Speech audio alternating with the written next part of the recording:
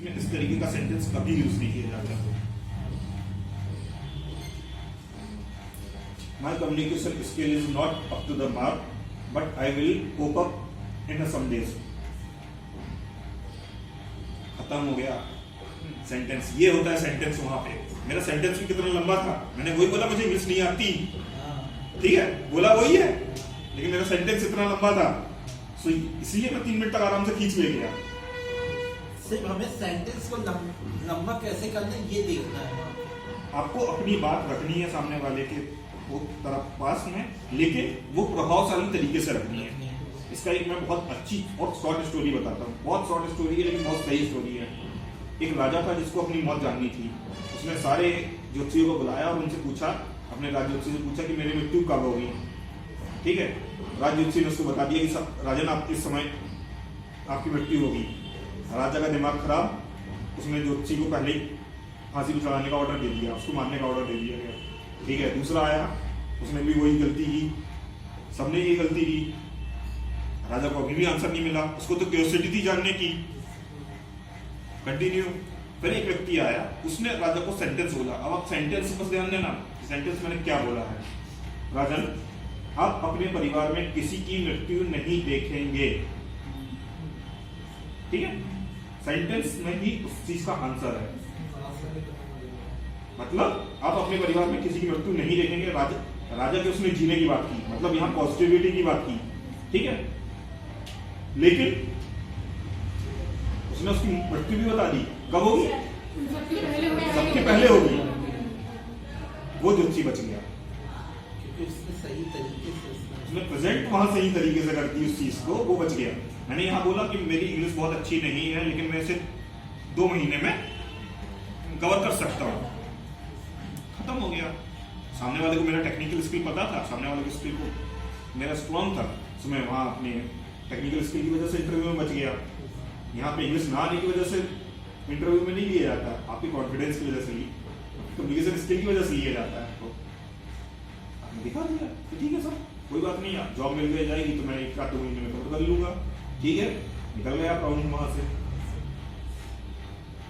तो ये छोटी छोटी सी बारीकियां हैं जो बड़ी बड़ी कंपनीज में यही चीज देखी जाती है, उनको नहीं मतलब बाकी चीजों से। तो ये है, आज ही मंत्र बना लो, tell me about something yourself. कितने प्रभावशाली तरीके से आप सामने वाले को बता सकते हो। 1 पेज का लिखना, अपने बारे में खुद लिखना, यहाँ से आपकी लिखने की प्रैक्टिस भी शुरू हो जाएगी, जिसको मैंने बोला था कंटेंट राइटिंग। जब आप अपने बारे में खुद बहुत अच्छे से लिख सकते हो तो किसी दूसरे टॉपिक के बारे में भी बहुत अच्छे से लिख पाओगे। जब आप अपने बारे में खुद नहीं लिख सकते अच्छे से, तो फिर दूसरे टॉपिक को प्रभावी कैसे लिखोगे। बाकी चीजें टेक्निकल स्किल्स पे हैं। टेक्निकल स्किल्स पे भी ये चीजें हैं जो मैटर करती हैं। जनरल क्वेश्चंस पे कभी मत जाना। जितने भी जनरल क्वेश्चंस होते हैं, लाइक दैट PHP का फुल फॉर्म पूछा, वहां आपको PHP का फुल फॉर्म नहीं पूछेगा भाई। ठीक है, उनको पता है, ऑलरेडी नोन। ठीक है, डेटाबेस लिखा MySQL है। MySQL सारे डेटाबेस जितने भी हैं, चाहे आप MySQL ले लो, SQL ले लो या और भी कोई ले लो, सिर्फ 6 एक्शंस में खत्म हो जाते हैं। Insert, delete, update,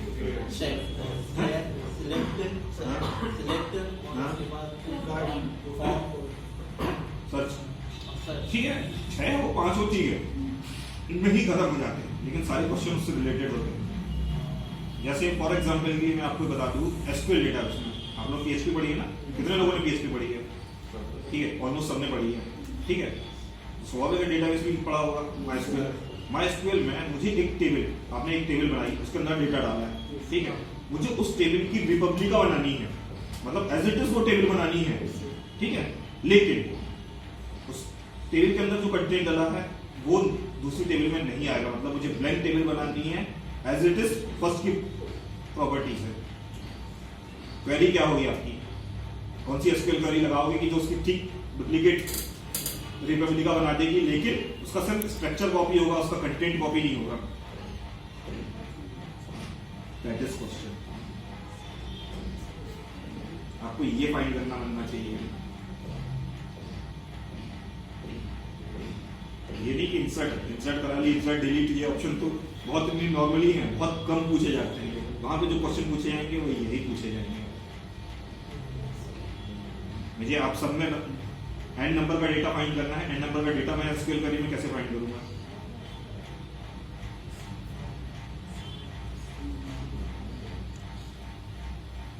duplicate data मेरे डेटाबेस में है, कैसे फाइंड होगा कि डुप्लीकेट डेटा है, ये डेटा डुप्लीकेट है? सर उसमें एक कंडीशन लगा सकते हैं, अगर वो प्राइमरी की से मैच करता है। प्राइमरी की तो वैसे ही ऑलरेडी चेंज हो जाएगी। डुप्लीकेट डेटा में भी प्राइमरी की तो अलग अलग होगी। रविकांत नाम है, कितनी जगह आया मुझे देखना है इस टेबल में, कैसे पता चलेगा डुप्लीकेट डेटा हो गया? उसकी क्वेरी क्या होगी? क्वेरी पूछ रहा हूँ मैं, सॉर्टिंग थोड़ी ना लगाऊंगा मैं वहाँ पे। भाई सॉर्टिंग लगा लोगे आप, एक बार आया होगा, 2 बार आया होगा तो दिख गया।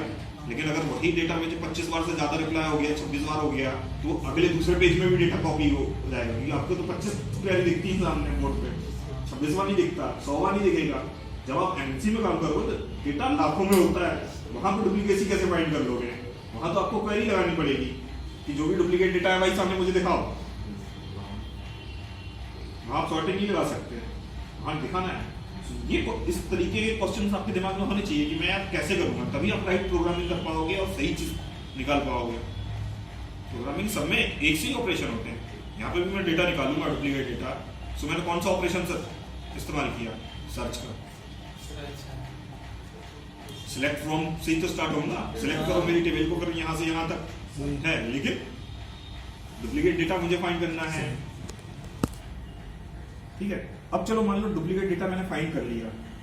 अब कंपनी बोलती है जितने डुप्लीकेट रिकॉर्ड है वो सारे डिलीट करो। ठीक है, क्या ऑपरेशन लगाओगे? डिलीट ऑप्शन लगेगा भाई, सिलेक्ट होगा, डिलीट ऑप्शन परफॉर्म होगा, डिलीट होगा। लेकिन प्रोबेबिलिटी ये है डुप्लीकेट डेटा जब तक होता है कि जब तक कि उस चीज का नंबर 2 तक आए। 1 से ऊपर होगा तभी तक वो डुप्लीकेट होगा, 1 आने पे डुप्लीकेट नहीं होगा। ठीक है, तो आप टोटल ओवरऑल डेटा पे डिलीट नहीं लगा सकते, आपको एक नंबर को तो बचाना पड़ेगा जिंदा। उसको कैसे बचाओगे क्वेरी में? सर वेयर के वेयर फ्रॉम जो पर्टिकुलर किसी के लिए जो प्राइमरी की रहेगी उसको छोड़ के बाकी का पूरा जो डेटा जो प्राइमरी की तो कुछ भी नहीं होगा, नहीं होगा सर। ये परफॉर्म होगा रो आईडी पे। रो आईडी एक वेरिएबल उठाया जाता है जिसपे उस चीज पे परफॉर्म होगा कि ये रो आईडी जब तक मैक्सिमम 2 तक रहेगी तब तक का डेटा डिलीट होगा। जैसे रो आईडी बनाई ये ऑपरेशन बंद हो जाएगा। तो ये चीजों की प्रैक्टिस डालनी पड़ेगी अगर आपको एमएनसीज तक पहुंचना है। वो सिंपल ऑपरेशंस कभी नहीं पूछते, हमेशा कॉम्प्लिकेटेड आंसर नहीं पूछेंगे। सिंपल तो हर किसी से बन जाएंगे।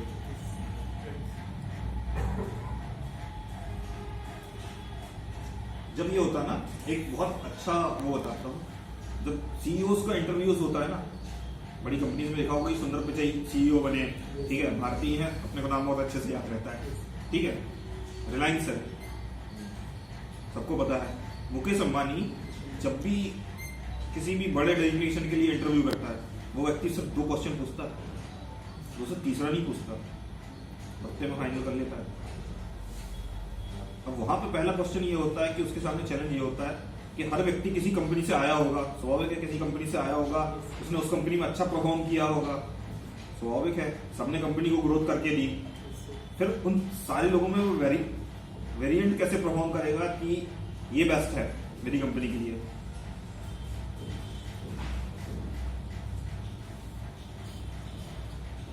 और इसका आंसर सर के 10 टॉपिक में से एक में था, ये बता दूं, इस चीज का आंसर 10 टॉपिक में से एक में था।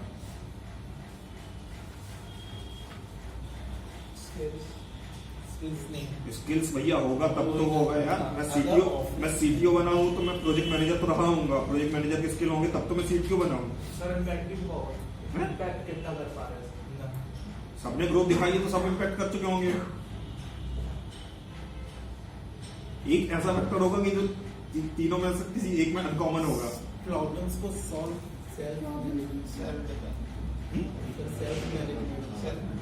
भैया इतनी बड़ी पोस्ट वाला सेल्फ मैनेजमेंट में नहीं होगा, लाखों का पैकेज वाला व्यक्ति खुद बहुत सी चीजें मैंने टेंड होगी उसकी।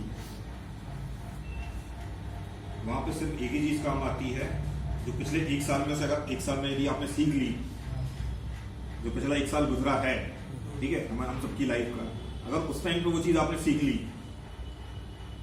तो आप इस क्वेश्चन का आंसर सही दे पा रहे हो। क्या था कि जब आपकी लाइफ में सबसे बेस्ट टाइम होगा आपकी कंपनी का, तो what is your strategy to keep up? आप बाहर कैसे निकलोगे? कोरोना काल में सब फंस गए, लेकिन किसी को ये नहीं पता था कि इस कोरोना काल में भी अपॉर्चुनिटीज कैसे स्टार्ट की जाएंगी। ठीक है, मैं आप लोगों को एक और प्लेटफॉर्म बता देता हूं, बहुत अच्छा आप लोगों के लिए काम आएगा, जिसका नाम है udemy.com। udemy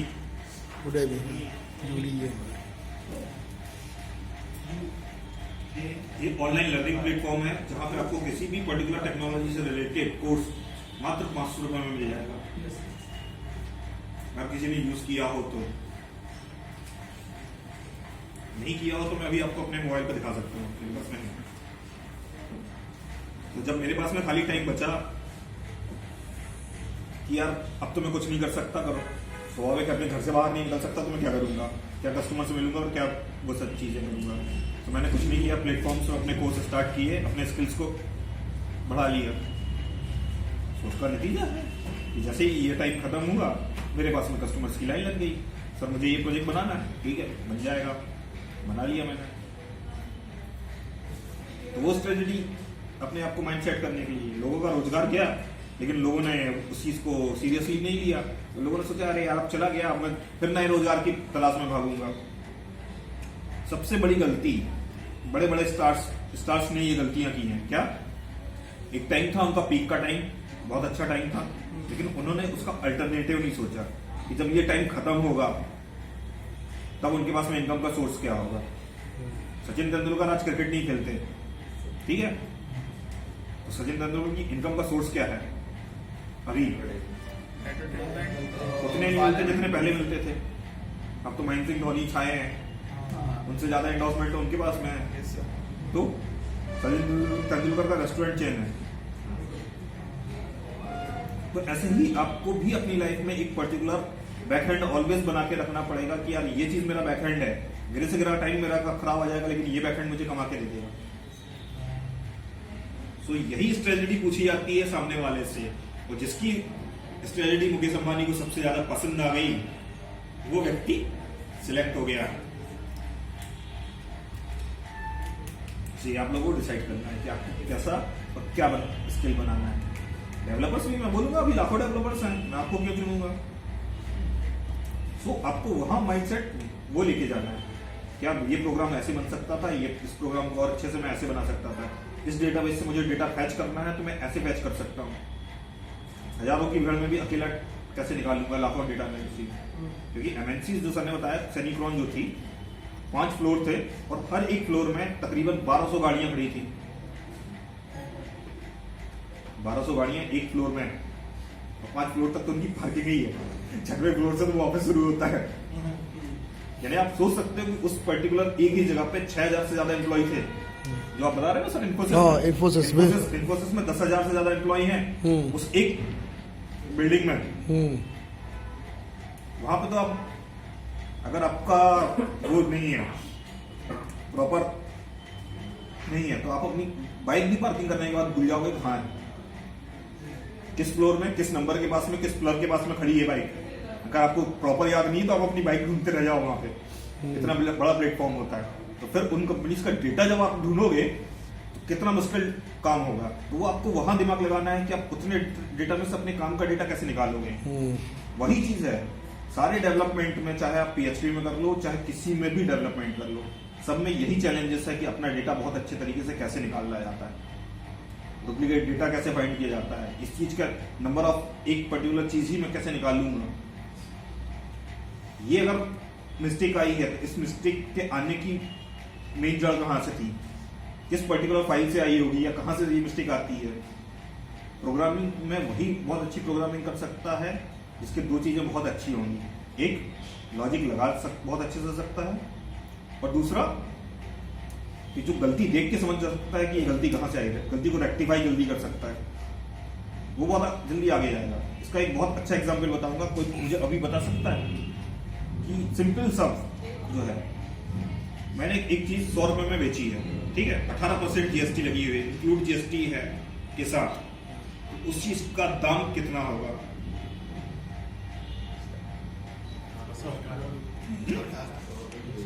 गलत। जब मैंने बेची है तो उससे कम ही होगा ना, उससे ज्यादा कैसे हो सकता है? इंक्लूड जीएसटी बोल रहा हूँ, एक्सक्लूड नहीं। इंक्लूड है, तुमने जो बोला वो एक्सक्लूड है। इंक्लूड जीएसटी में कितना होगा? कितना? 82। और कोई 82 वाला? 82 होगा? नहीं होगा। कैसे नहीं होगा? ठीक है ना, कॉपी पेन है ना, 82 का 18% उसमें प्लस करके देखो कितना आएगा। 100 आना चाहिए।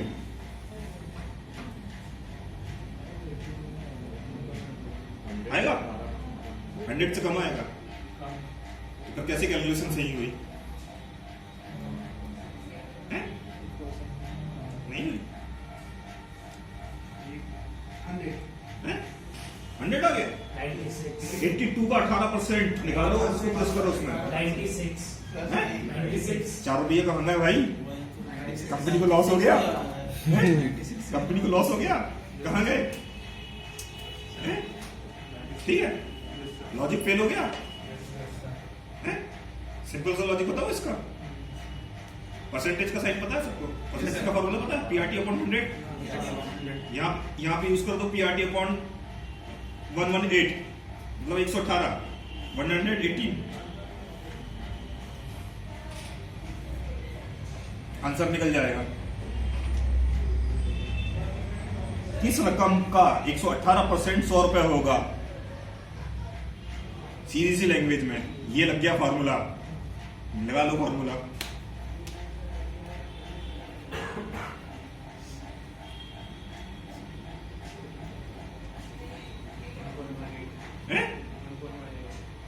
हाँ, 1.18 का फॉर्मूला। 1.18 किस रकम का 1.18 100 होगा।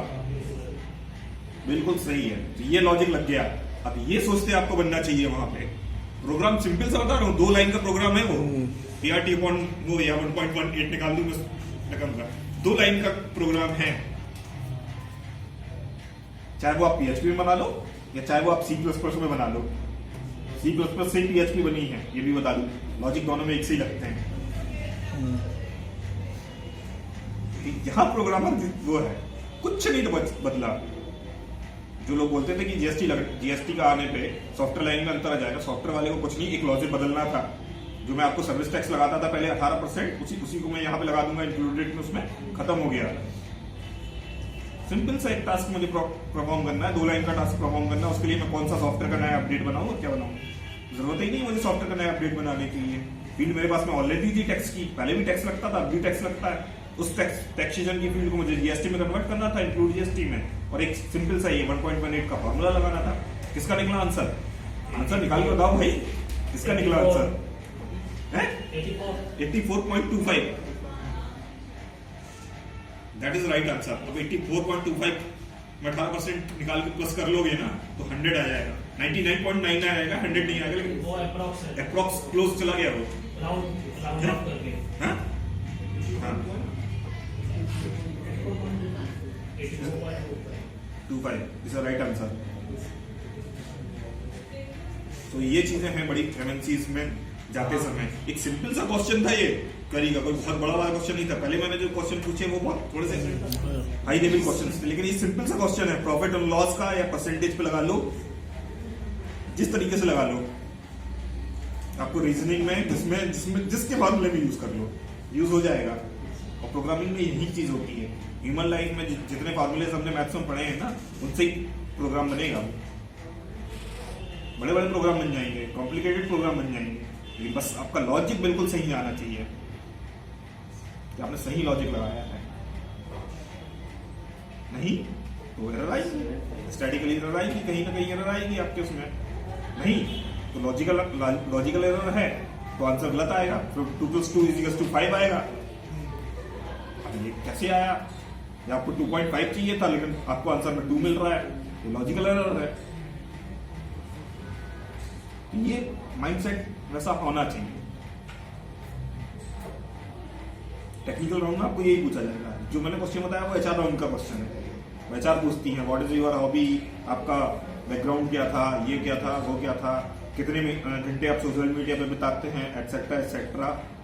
और एक और बहुत अच्छी चीज, अगर आपको प्रोग्रामर अपनी लाइफ में बनना है, ठीक है, वैसे तो मैंने अभी बताया कि वर्डप्रेस वाले भी स्क्रैच से बना सकते हैं, ठीक है, लेकिन आप लोग आईटी वाले हैं, आईटी वालों को बोला जाता है कि भैया ये तो बॉर्न टू प्रोग्रामर वाली कंडीशन है, इनको तो प्रोग्रामिंग में ही जाना है। जितना कम से कम हो सके, जितना कम से कम हो सके गूगल करना छोड़ दो। रीजन, आप बोलोगे सर गूगल किए बिना तो काम चलता नहीं है, ठीक है। रीजन ये है कि टेक्निकली मतलब जब मैंने प्रोग्रामिंग पढ़ी थी और अब से लेके तक में, पहले हम लोग बड़ी बड़ी बुक्स पढ़ते थे, लॉजिक ढूंढते थे, सब्जेक्ट ढूंढते थे, फिर उनको याद करते थे और फिर प्रोग्राम बनाने बैठते थे। अब क्या हो गया कि हम लोग कुछ नहीं, मैंने जो चीज बोली आप उठा के अभी गूगल में डालोगे और गूगल उसका आंसर बता देगा, आपने वो चीज कॉपी पेस्ट की और वो बता दी। तो ये कॉपी पेस्ट की जो आदत होती है ना प्रोग्रामर्स में, ये उनको नीचे डाउन ले जाती है। कि आपको सिर्फ ये पता होना चाहिए कि मुझे ये पर्टिकुलरली कोड लिखना है, तो इस कोड लिखने के लिए मैं कौन सा वेरिएबल यूज करूंगा या कौन सी लाइन लिखूंगा। तो मैंने आपको एसक्यूएल क्वेरी पूछी ना, एसक्यूएल की कनेक्शन क्वेरी क्या है, बताएगा कोई? एसक्यूएल की कनेक्शन क्वेरी क्या है? हो गया कॉपी पेस्ट।